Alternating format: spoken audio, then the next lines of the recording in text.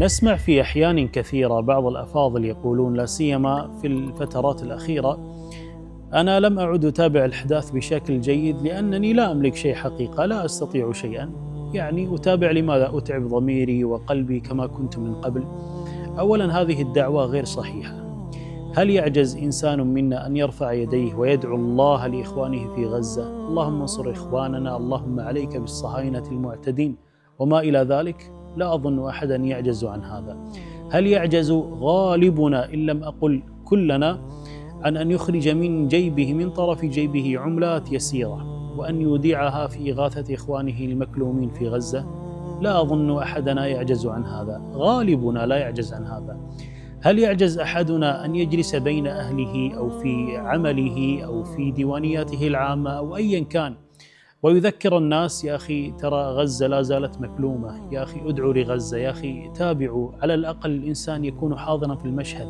هل يعجز أحدنا عن ذلك؟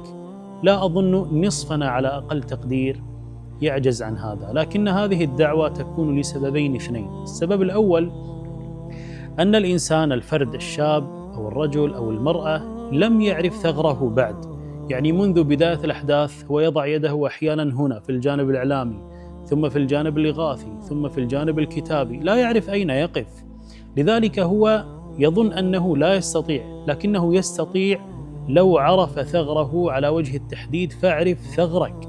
ذاك الذي يحمل الكاميرا فقط ثغره أن يصور، ذاك الذي حمل القلم ثغره أن يكتب، ذاك الذي يغرد ثغره أن يغرد. ومن الناس من أخذ على نفسه عهدا أن يعيد النشر فقط، هذا ثغره أن يعيد النشر. السبب الثاني أن الإنسان يريد أن يتنصل من المسؤولية. هو يعرف أنه يقدر وعليه مسؤولية شرعية واجتماعية، لكنه يتنصل منها، يقول أنا لا أستطيع، لكنه يستطيع في الحقيقة، لكنه لا يريد. الشاهد ليس هنا.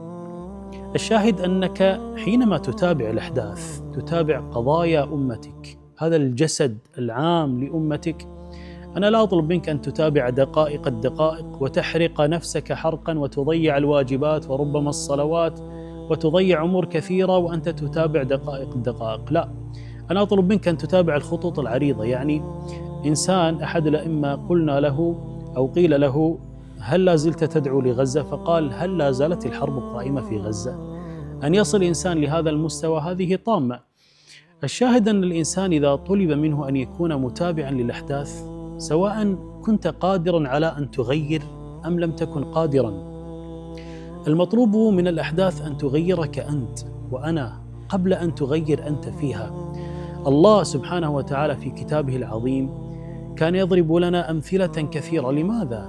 ولقد أهلكنا ما حولكم من القرى وصرفنا الآيات.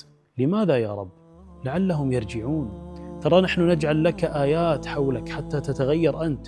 ولقد أهلكنا أشياعكم فهل من مدكر، ولقد أهلكنا القرون من قبلكم لما ظلموا، وكذلك نجزي المجرمين فانظر كيف كان عاقبة المجرمين. وآيات كثيرة تدعونا إلى أن نتفحص وإلى أن نعتبر ونتأمل في نهايات الآخرين.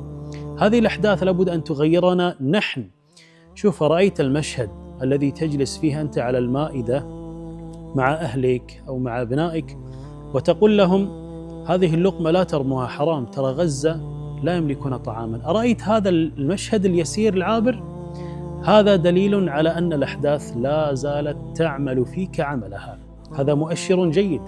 إذا غاب هذا المؤشر من وجدانك وضميرك وتفاصيل حياتك، فهنا تكون الخطورة. فالرسالة لي ولك: اعرف ثغرك، اعرف ثغرك.